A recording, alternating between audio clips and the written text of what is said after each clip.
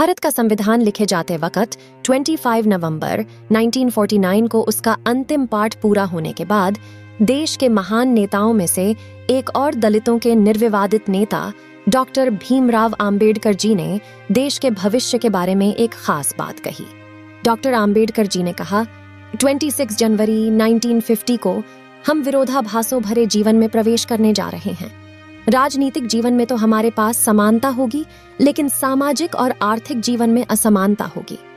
भारत ने 26 जनवरी 1950 को संविधान लागू होने के साथ खुद को एक संप्रभु, लोकतांत्रिक और गणतांत्रिक राज्य होने का ऐलान कर दिया। अपने भाषण में डॉक्टर आम्बेडकर शायद नए गणतांत्रिक राज्य और पुरानी सभ्यता के बीच के अंतर विरोधों के बारे में इशारा कर रहे थे। उन्होंने कहीं और कहा कि लोकतंत्र भारतीय भूमि का केवल ऊपरी पोशाक है। उनके अनुसार यहाँ की संस्कृति अनिवार्य तौर पर अलोकतांत्रिक है और यहाँ के गांव स्थानीयता का गंदा नाला, अज्ञानता, संकीर्णता और सांप्रदायिकता के घर हैं। भारत जैसे गरीब और गैर बराबरी वाले देश में संविधान के जरिए छुआछूत खत्म करना, वंचितों के लिए सकारात्मक उपाय करना, सभी वयस्कों को मतदान का अधिकार देना और सबके लिए समान अधिकार तय करना बहुत बड़ी उपलब्धि थी। ये उस देश में हुआ जिसके बारे में महान जर्मन दार्शनिक हीगेल ने कहा था कि भारत लगातार जड़ और स्थिर रहा है। 299 सदस्यों वाली संविधान सभा ने 1946 से 1949 के बीच के उथल-पुथल भरे 3 सालों में काम किया। इस दौरान देश में कई बड़े सांप्रदायिक दंगे हुए और देश का बंटवारा भी हुआ। इसके कारण इन 2 देशों के बीच मानव इतिहास का सबसे बड़ा प्रवासी संकट पैदा हुआ। इसी दौर में भारत में 550 से ज्यादा रियासतों का मुश्किल भरा एकीकरण का काम संपन्न हुआ। डॉक्टर आम्बेडकर ने संविधान बनाने के लिए 7 सदस्यों की एक प्रारूप समिति बनाई, जिसने 395 प्रावधानों वाले इसके मसौदे को तैयार किया। लेखक अशोक गोपाल की हाल में डॉक्टर आम्बेडकर की एक जीवनी a part apart, the life and thought of B.R. Ambedkar नाम से आई है। इसमें उन्होंने बताया है कि डॉक्टर आम्बेडकर ने कैसे अपने खराब स्वास्थ्य से जूझते हुए और तमाम मतभेदों को दूर करके दुनिया के सबसे बड़े संविधानों में से एक को तैयार किया। यह किताब बताती है कि डॉक्टर आम्बेडकर के कद ने कैसे इस काम में उन्हें स्थानीय और अंतर्राष्ट्रीय समर्थन जुटाने में मदद की। संविधान की प्रारूप समिति के 7 में से 5 सदस्य उच्च जाति के थे, लेकिन सभी सदस्यों ने डॉक्टर आम्बेडकर को इस समिति का नेतृत्व करने को कहा। अशोक गोपाल ने इस किताब में बताया है कि भारत की आज़ादी के आंदोलन का समर्थन करने और आयरलैंड का संविधान लिखने वाले आयरिश नेता इमोन डी वलेरा ने भी इस काम के लिए डॉक्टर आम्बेडकर के नाम की सिफारिश वाइसरॉय लॉर्ड माउंटबेटन और प्रधानमंत्री जवाहरलाल नेहरू से की थी। इस बात का पता वाइसरॉय माउंटबेटन की पत्नी एडविना माउंटबेटन द्वारा आम्बेडकर को लिखे गए एक पत्र से चला। एडविना माउंटबेटन ने डॉक्टर आम्बेडकर से यह भी कहा था कि वे निजी तौर पर खुश हैं कि संविधान निर्माण की देखरेख वे कर रहे हैं, क्योंकि वे ही इकलौते प्रतिभाशाली शख्स हैं जो हर वर्ग और मत को एक समान न्याय दे सकते हैं। अशोक गोपाल लिखते हैं कि मार्च 1947 में वाइसरॉय का पद संभालने के तुरंत बाद लॉर्ड माउंटबेटन ने डॉक्टर आम्बेडकर के साथ बेहद दिलचस्प और सार्थक बातचीत की थी। उनके अनुसार वाइसरॉय ने एक सीनियर ब्रिटिश अधिकारी को यह भी बताया था कि उन्होंने नेहरू के 15 सदस्यीय अंतरिम मंत्रिमंडल की सूची में जब आम्बेडकर का नाम देखा तो उन्हें बहुत संतोष हुआ। आम्बेडकर के नेतृत्व वाली प्रारूप समिति ने मई 1947 में संविधान सभा में पेश किए गए संविधान के मसौदे की जांच की। इसे संबंधित मंत्रियों और फिर कांग्रेस पार्टी को भेजा गया। कुछ खंडों को तो 7 बार में तैयार किया गया।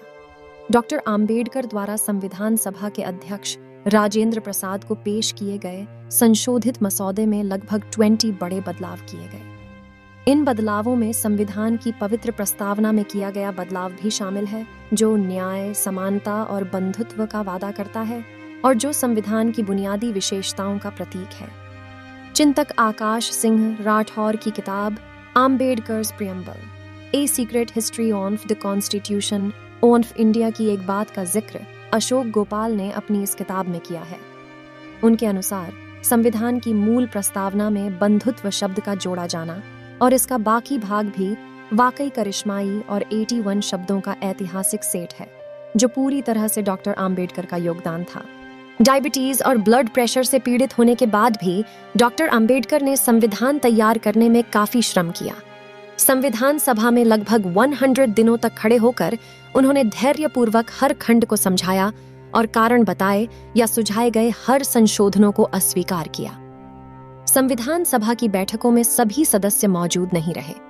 प्रारूप समिति के एक सदस्य टी कृष्णामाचारी ने नवंबर 1948 में संविधान सभा में कहा कि मृत्यु, बीमारी और अन्य व्यस्तताओं के कारण अधिकांश सदस्य पर्याप्त योगदान नहीं कर सके, जिसकी वजह से यह संविधान तैयार करने का बोझ डॉक्टर आम्बेडकर पर आ पड़ा। संविधान के मसौदे में 7,500 से अधिक संशोधन सुझाए गए, जिनमें से लगभग 2,500 को स्वीकार किया गया। डॉक्टर आम्बेडकर ने सीनियर सिविल सेवक एसएन मुखर्जी को इस प्रारूप निर्माण का मुख्य श्रेय दिया, जिनके पास कानून के सबसे जटिल प्रस्तावों को भी बिल्कुल आसान ढंग से रखने की क्षमता थी। भारत के दलित समुदाय के नायक के तौर पर विद्रोही छवि होने के बावजूद डॉक्टर आम्बेडकर ने सबके हितों का ध्यान रखा।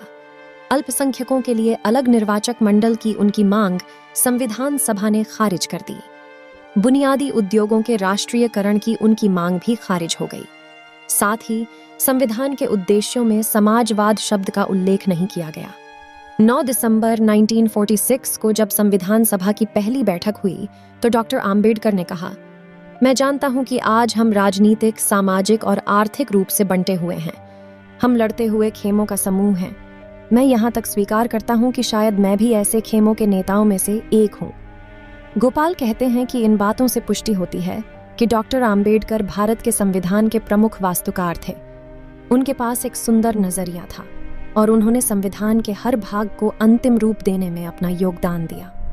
संविधान निर्माण के कुछ साल बाद डॉ. राजेंद्र प्रसाद ने स्वीकार किया कि डॉक्टर आम्बेडकर ने संविधान के कुशल पायलट की भूमिका निभाई। 6 दिसंबर 1956 को 63 साल की उम्र में बाबा साहेब के निधन के थोड़ी देर बाद प्रधानमंत्री जवाहरलाल नेहरू ने भी कहा, संविधान बनाने में डॉक्टर आम्बेडकर से ज्यादा ध्यान किसी और ने नहीं दिया और न ही किसी और ने उतनी परेशानी उठाई। संविधान बनने के 73 साल बाद भारत का विशाल और विविध लोकतंत्र गंभीर चुनौतियों से जूझने के लिए एक साथ खड़ा है। समाज में बढ़ता ध्रुवीकरण और असमानताएं देश के भविष्य को लेकर कई तरह की चिंताएं पैदा करती हैं। लेकिन ये सारी समस्याएं डॉक्टर आम्बेडकर के एक और दूरदर्शी भाषण की याद दिलाते हैं, जो उन्होंने संविधान के संशोधित मसौदे को पेश करते वक्त दिया था। उन्होंने कहा था, भारत में अल्पसंख्यकों ने बहुमत का शासन वफादारी से स्वीकार किया है। अब ये बहुसंख्यकों पर निर्भर करता है कि वे अल्पसंख्यकों के खिलाफ भेदभाव न करने का अपना कर्तव्य निभाएं। ये वीडियो आपको कैसी लगी कमेंट में जरूर बताएं और चैनल को सब्सक्राइब करें। इस वीडियो को शेयर करना ना भूलें, क्योंकि किसी को भी थोड़ा बहुत डाउट है बाबा साहेब संविधान नहीं लिखे हैं, उसको यह वीडियो देखने के बाद सारा डाउट क्लियर हो जाए कि संविधान को बाबा साहेब ने लिखा है। जय भीम।